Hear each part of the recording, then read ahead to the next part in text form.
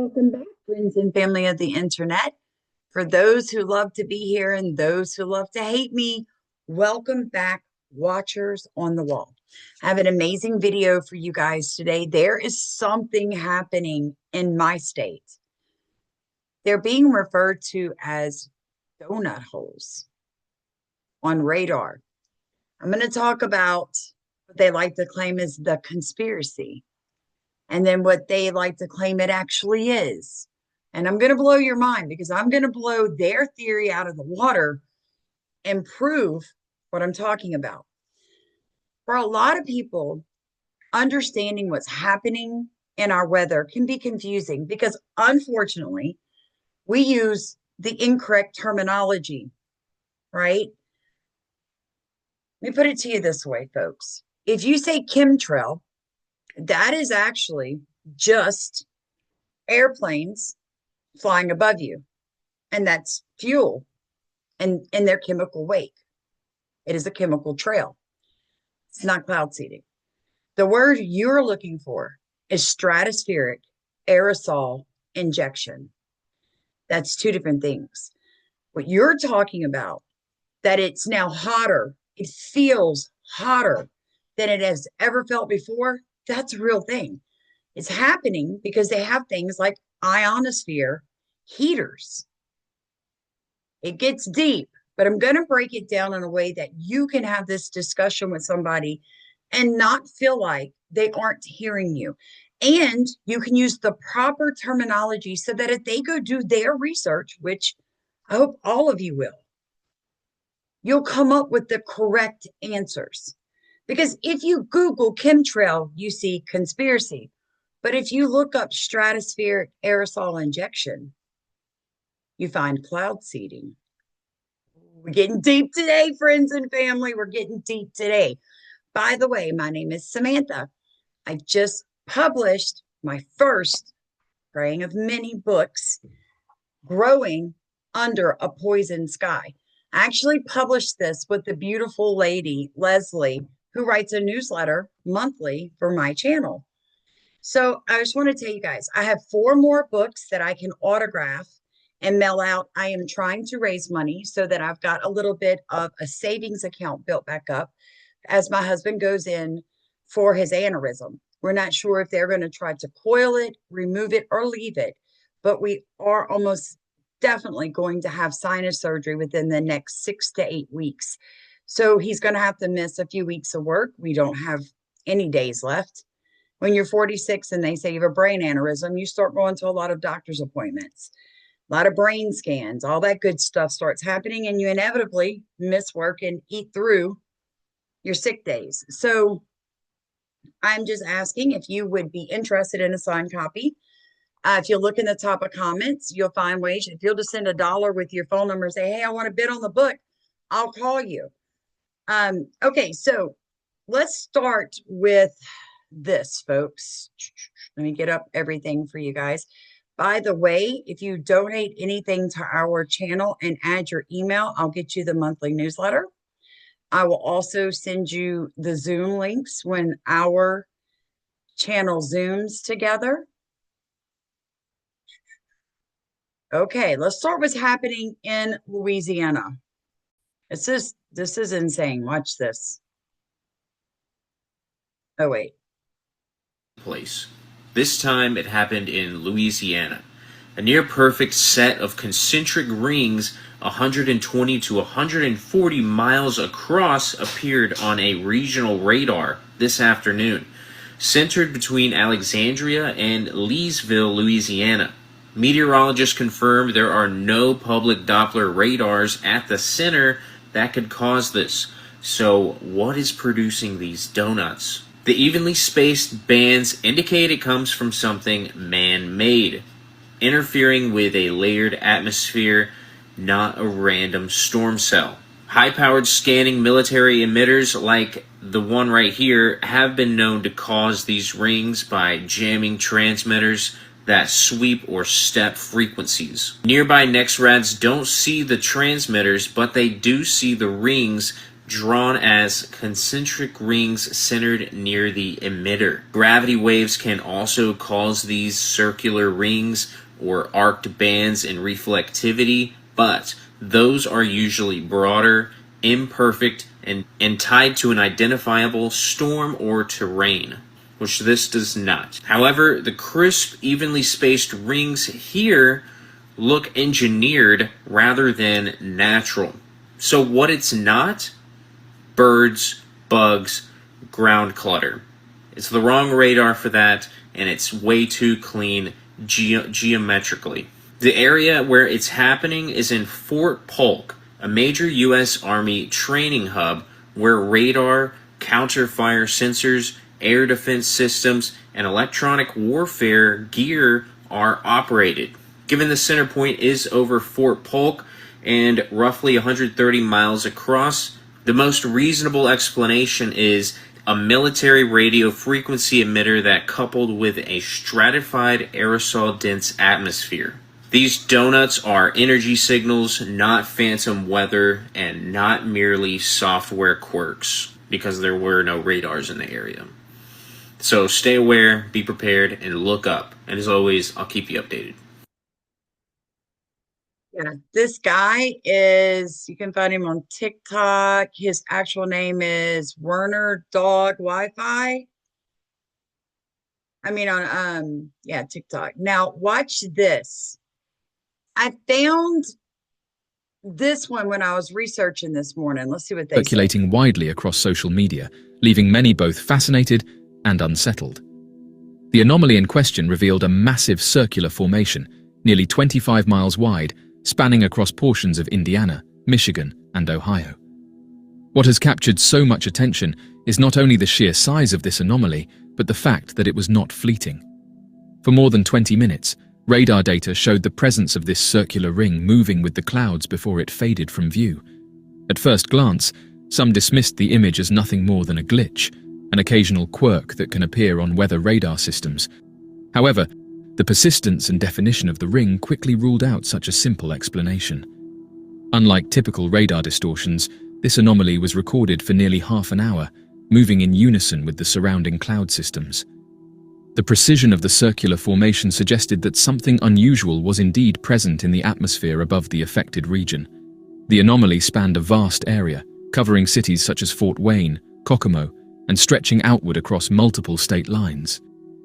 Meteorologists observing the event have been unable to reach a consensus on what exactly was recorded, while citizens who witnessed the anomaly unfold online have been left with a mixture of awe and apprehension.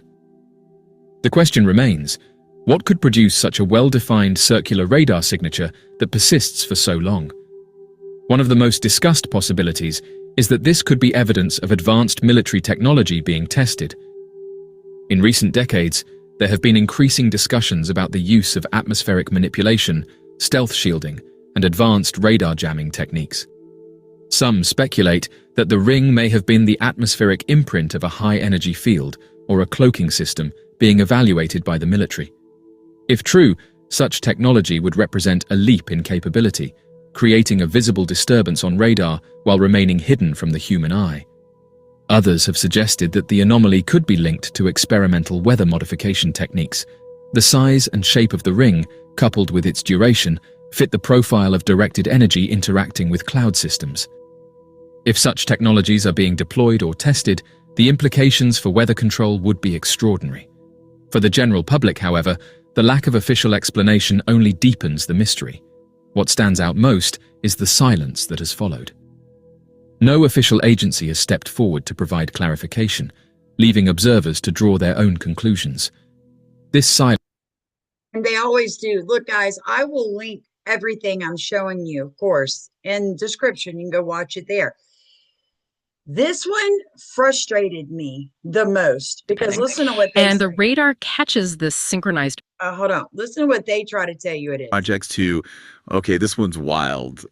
Portals to Hollow Earth. It's fascinating, isn't it? How quickly we jump to the really extraordinary stuff when something's unexplained. Exactly. And that's precisely why we're doing this deep dive today. Yeah, our mission here is really to cut through all that noise. We're going to unpack these, mysterious anomalies using actual scientific data, some historical context, technical analysis, basically give you, the listener, a shortcut, a way to get truly well-informed about this whole thing, help you separate the fact from the wilder speculation. And maybe reveal some surprising things about our world and, how we see information, too. Yeah, exactly. What's really interesting here is that the most plausible scientific explanation for these donut anomalies, it isn't alien portals. It's not secret weather weapons. It's actually something much more natural and, in its own way, kind of beautiful. Okay. What meteorologists call roost rings. Roost rings.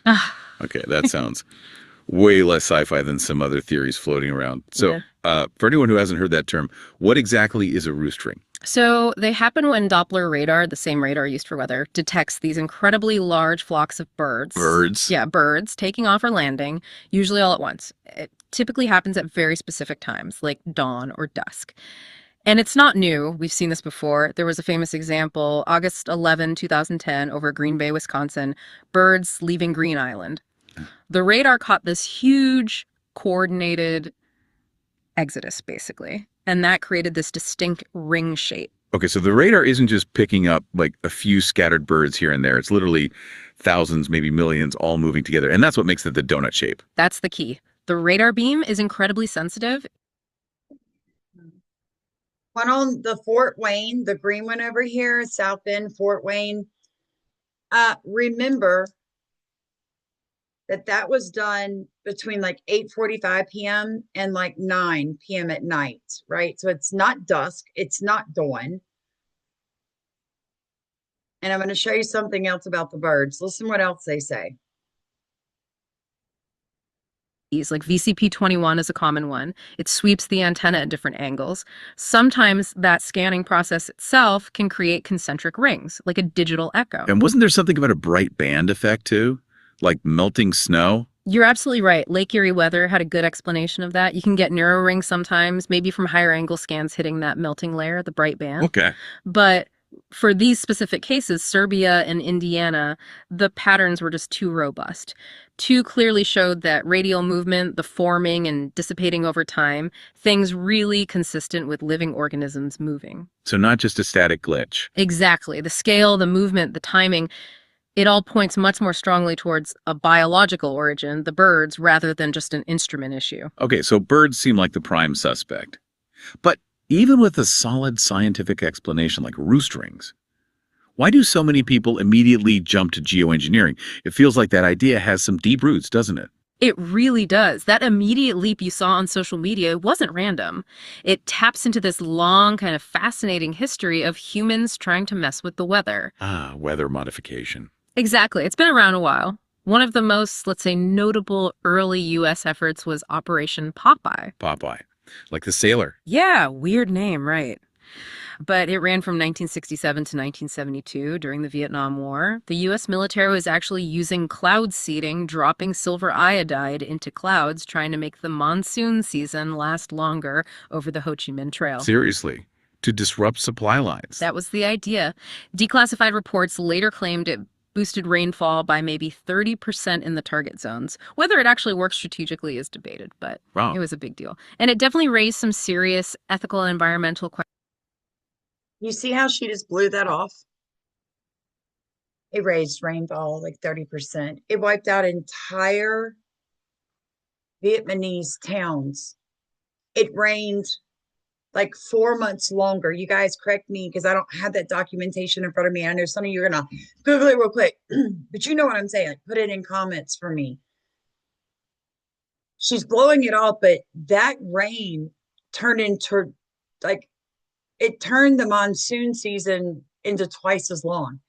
And it was actually, people died from it. questions about, humans playing God with the weather, questions we still talk about. Military weather control back in the 60s and 70s. That's Yeah. kind of staggering. I guess Popeye wasn't the only project like that. Oh, not at all. There was also Project Cirrus, even earlier, 1947 to 1952. That was General Electric. They were also playing with silver iodide, trying to make snowstorms, even trying to steer hurricanes. Steer hurricanes. Did it work? Well, there was a lot of controversy, especially around Hurricane King in 1947. After they seeded it, it took this unexpected turn. Some people blamed the seeding, but honestly, proving direct cause and effect was basically impossible back then. But these early experiments definitely got people interested and led to more formal research. Like Dr. Irving Langmuir, he did the first really scientifically watched cloud seeding trial in 1948 down in New Mexico, reported he successfully made it rain. So, okay, weather modification is a real thing. It has a history. Does it still happen today? Yes, absolutely. The U.S. National Oceanic and Atmospheric Administration, NOAA, they've actually kept records of weather modification projects since 1971. There's a law, Public Law 92-205. Modern efforts, though, they mostly focus on cloud seeding to try and boost rain or snow, especially in places prone to drought. It's a very different scale, a different intent than what some of these wilder theories were suggesting online. Right, which brings us back to those expos, like the ones from at that Fadelman and at Kaiser, immediately jumping to geoengineering or microwave weather modification and linking it to HARP or Harvard's ScopeX project. And then others, like at Shroomies XRP, took it even further, suggesting this whole profit motive behind disasters, kind of echoing that movie Geostorm. Okay, so what's the actual scientific rebuttal to those kinds of claims? Because they sound pretty dramatic. They do, and the rebuttal is pretty clear, honestly. NOAA, just this year, 2025, stated very emphatically that the technology simply does not exist for large-scale weather control. Steering hurricanes, creating massive storms out of nowhere. So, impossible. Anybody believe that? And that's how Satan works. Just enough truth mixed in with their lies. They're not going to tell you. They're not. The UK just came out recently and said, we're concerned. It was in a newspaper article. Should have pulled it up. I didn't. I'll link it in description if I can find it again. We're concerned with other countries using weather modification as a weapon against us. So if it's not possible, why are you concerned about it? Y'all saw on that map where it was over Fort Wayne. Just so you know, Fort Wayne in Detroit is no longer an active military installation. However, Fort Wayne Air National Guard Base in Indiana remains an active military base supporting air defense and combat operations.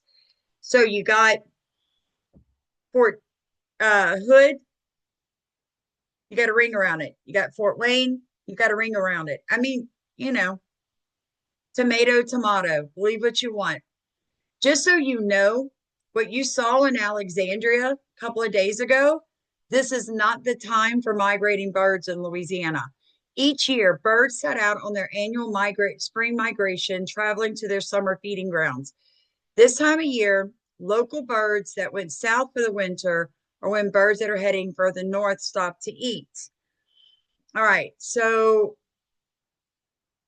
it says here, in the U.S., peak bird migration during the spring occurs between March 1st and June 15th.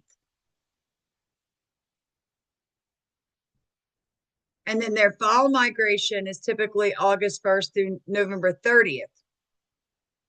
But they're not coming this way during that migration. So, I don't know. You guys tell me. Now I want to show you this. Atlas, does Mama need to give you something for your asthma? My little 10-year-old dog has got like a little case of bronchitis. All right. So this is super cool. Found this the other day. Wanted to share it with you guys. Weather guy on the planet. How preeminent? I would say pretty preeminent. There's Harry Wexler hanging out right in behind John F. Kennedy.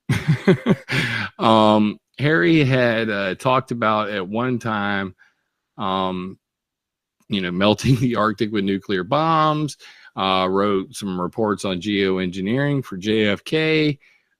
Pretty important guy.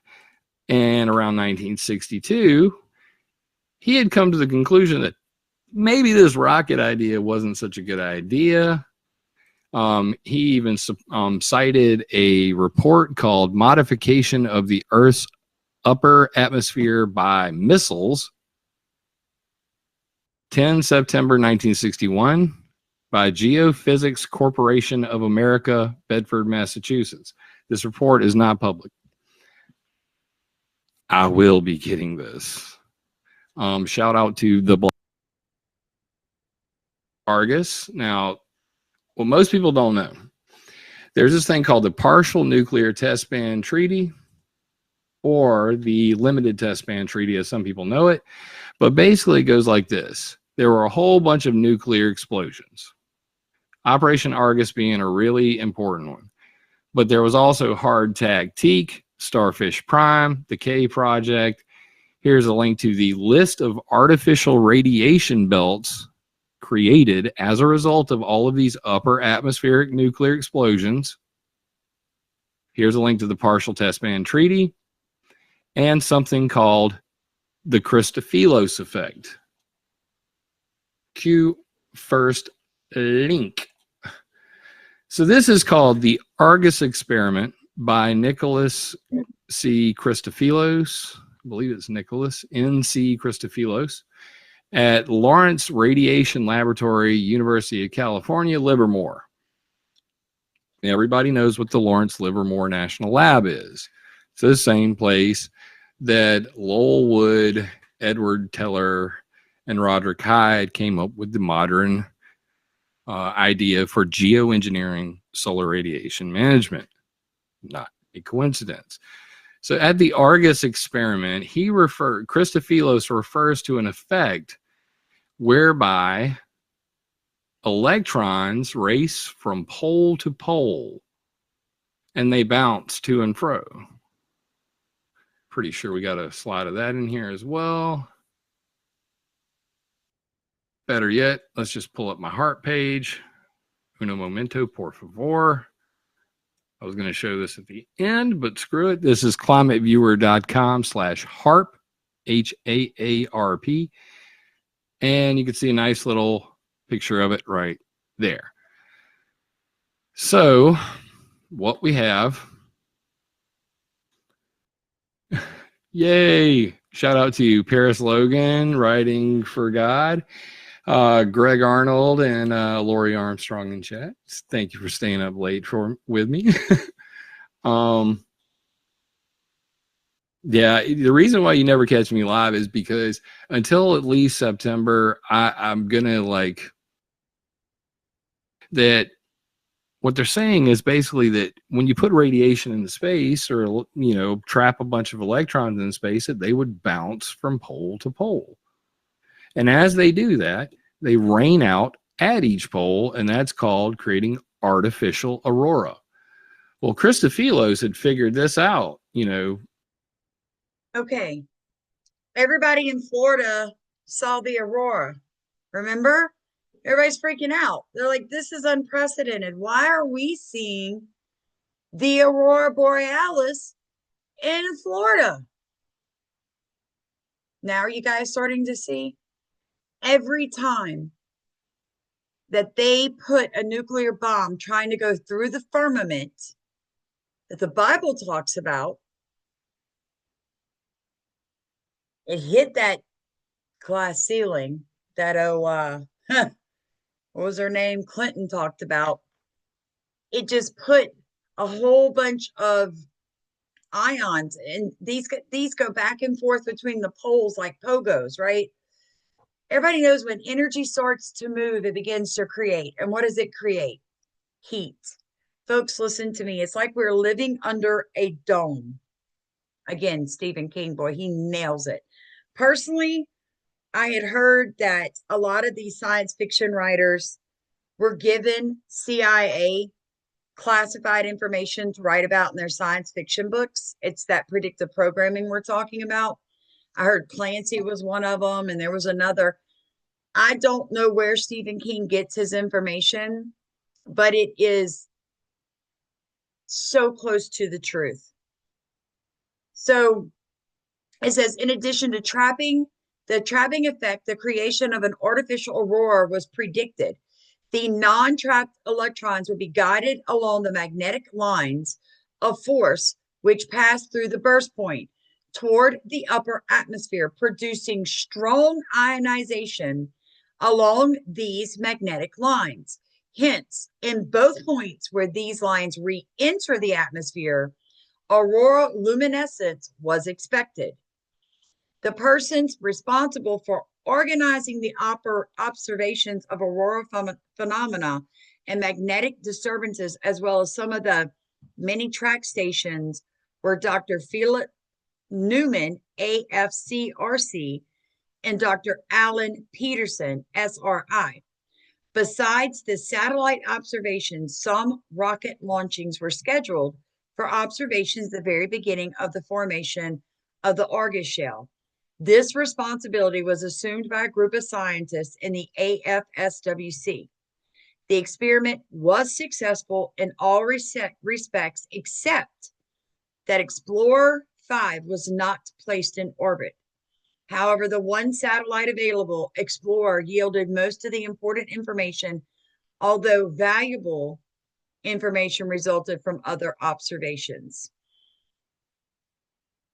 It says the initial flash of the burst was followed by an auroral luminescence extending upward and downward along the magnetic line where the burst occurred.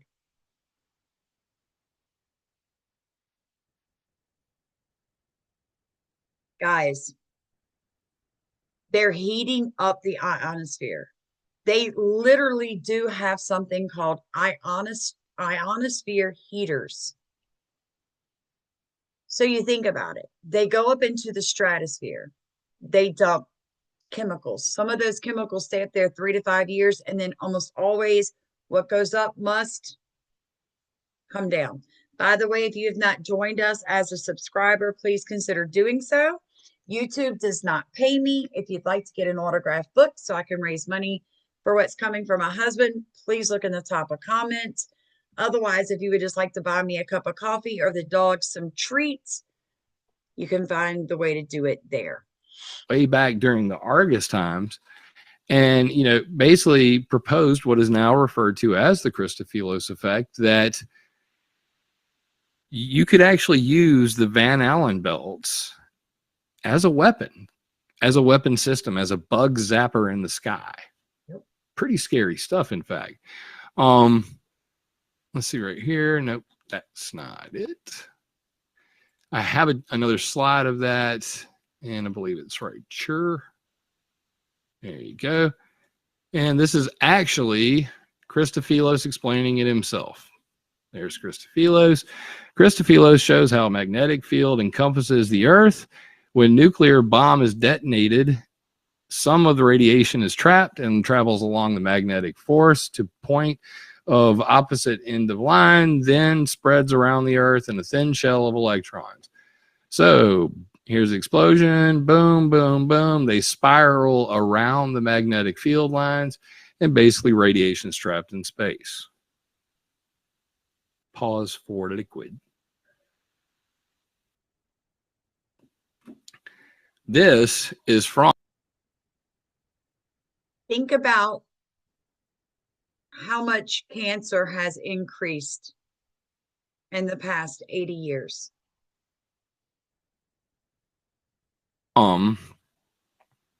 Jim Fleming's Fixing the Sky, Checkered History of Weather and Climate Control. I will be compiling all of these links into a nice little article for you. So this is Christofilos explaining his effect on the Argus. And you see right here, note 1958 data, space is radioactive. Boom. Big surprise there. A blast in space, epic test. This shows Argus right here in 1958. And it shows what it did with the magnetic field lines and all that. And that 3 separate times there was a complete radio blackout over the Pacific because of launches. What are they referring to? In here we have Project Highwater, where they dumped water in space. Project Westford, the Westford Needles. And then a little later, there was some other stuff. I don't want to get too deep into that. Let's not get sidetracked. The point is, guys, they've done so much stuff and they'll never admit. All I can tell you is that when I was growing up, I played sports. Okay. I played every sport you can imagine. I BMX bike raced, and I raced with the boys because the girls couldn't beat me. I'm just being honest. I was a tough kid. I was a 70s baby, right? What? No fear. I raced BMX bikes. I played softball, basketball, volleyball, tennis. We played softball in June, July, and August in South Louisiana. And we played tournaments that would last Friday through Sunday afternoon. You would play anywhere from one game, depending on, who you beat, how you ended up in the roster, all the way to 7 games across those 3 days in the heat in Louisiana.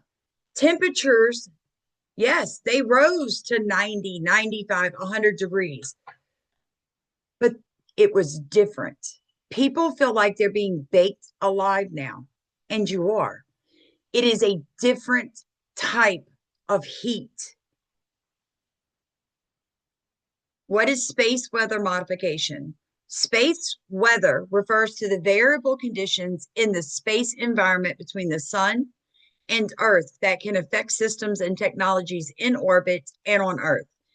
It can include phenomena like radio blackouts, solar radiation storms, and geomagnetic storms. Space weather is caused by the sun's behavior, the Earth's magnetic field and atmosphere, and our location in the solar system. All right.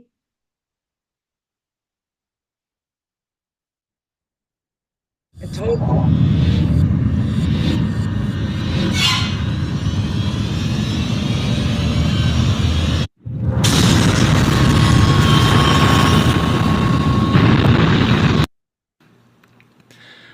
What is an ionospheric heater and what's not an ionospheric heater? Now, on the left-hand side, you can see right here, this is Harold Holt Naval Station.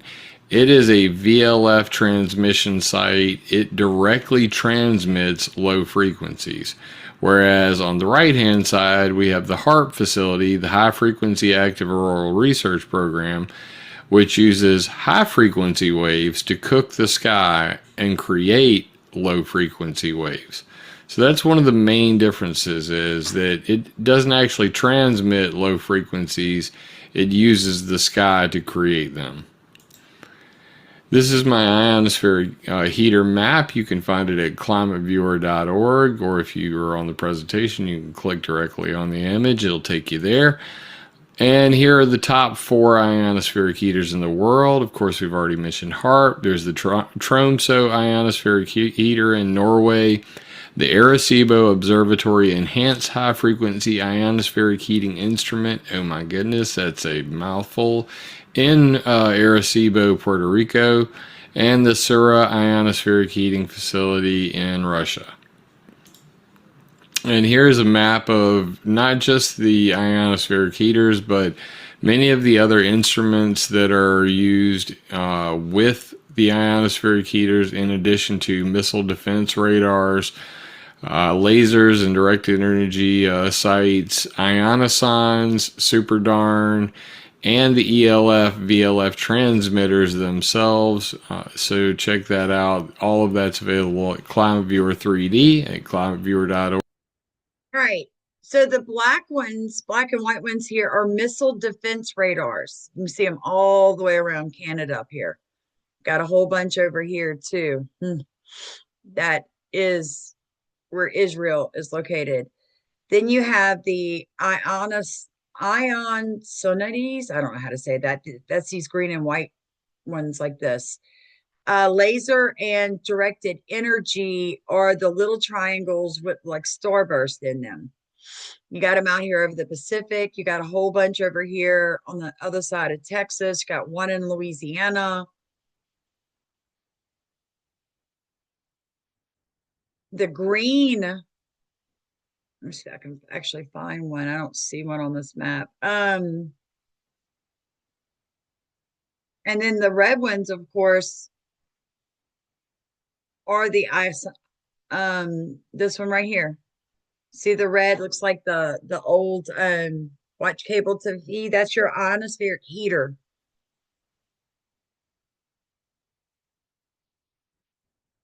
And then the little pale blue ones are the historical ionospheric heaters. Historic, like from the old times.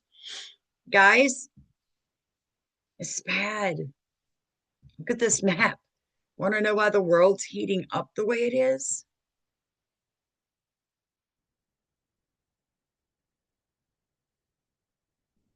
Come on.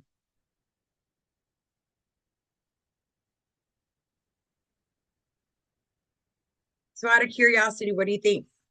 Do you think things are heating up? And I don't mean temperature going up.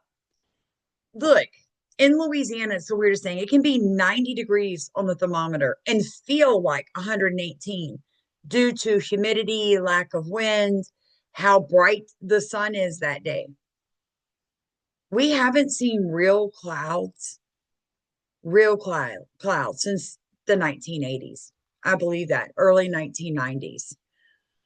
I want to read a bit from our book because I haven't really done this much. I'm just going to start on page 10. Part 2, the chemicals used in cloud seeding and health risk. Although there is a discussion about the harm of chemicals used in artificial rain, this method is effective enough and is trusted by many countries to save the climate. And we've got that marked, so you can go look where that came from. Cloud seeding and weather modification techniques include the use of various chemicals to induce or enhance the precipitation or alter weather patterns. The specific chemicals used can vary depending on the desired outcome and the method employed.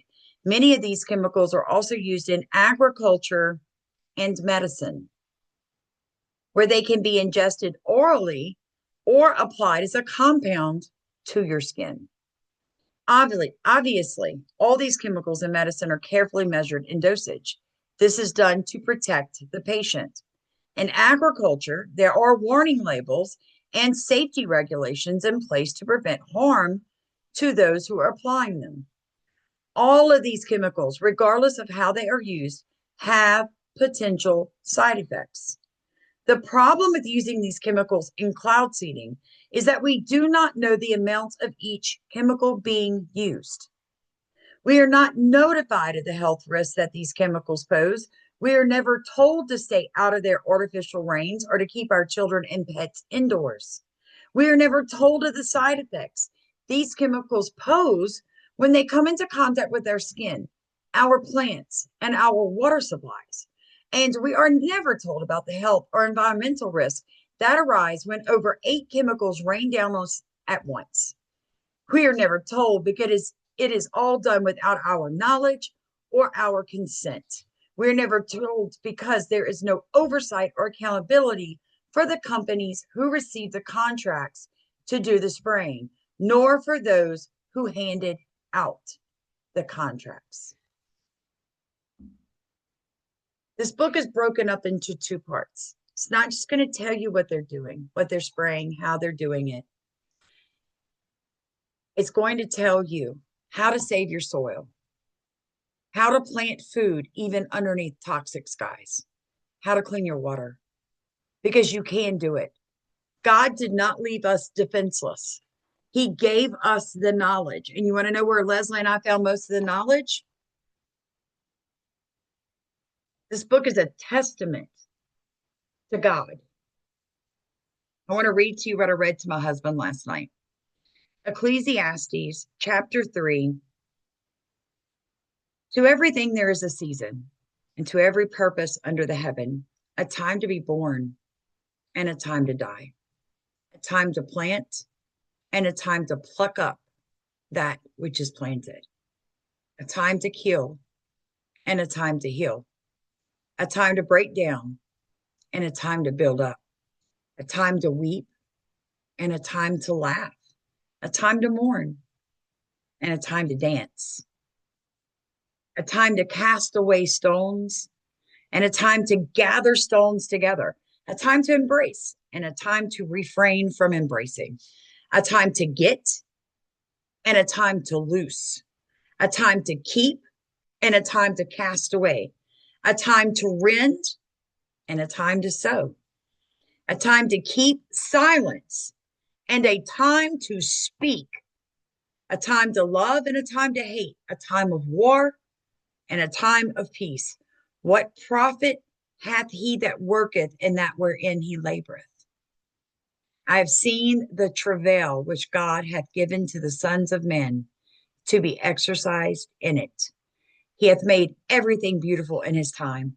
Also, he has set the world in their heart, so that no man can find out the work that God maketh from the beginning to the end. I know there is no good in them, but for a man to rejoice and to do good in his life. And also that every man should eat and drink and enjoy the good of all his labor. It is the gift of God. I know that whatsoever God doeth, it shall be forever. Nothing can be put to it, nor anything taken from it. And God does it, that man should fear before him. That which hath been done is now, and that which is to be hath already been. And God requireth that which is past.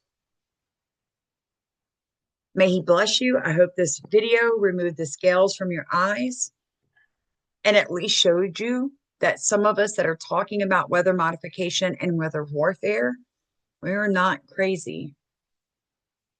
We're not conspiracy theorists. If you watch me for any time, I just don't get behind that kind of nutty stuff. I'm very big on looking at something, talking about it, and then showing you at the end of the video whether or not that was real or not. Like with the ice cream truck and the missing kids in Virginia.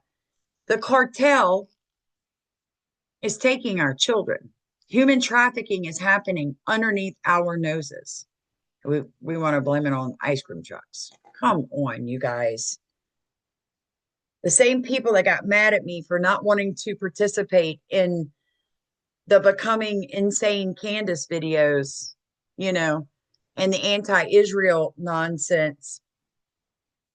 A lot of those people would tell me that weather modification doesn't happen.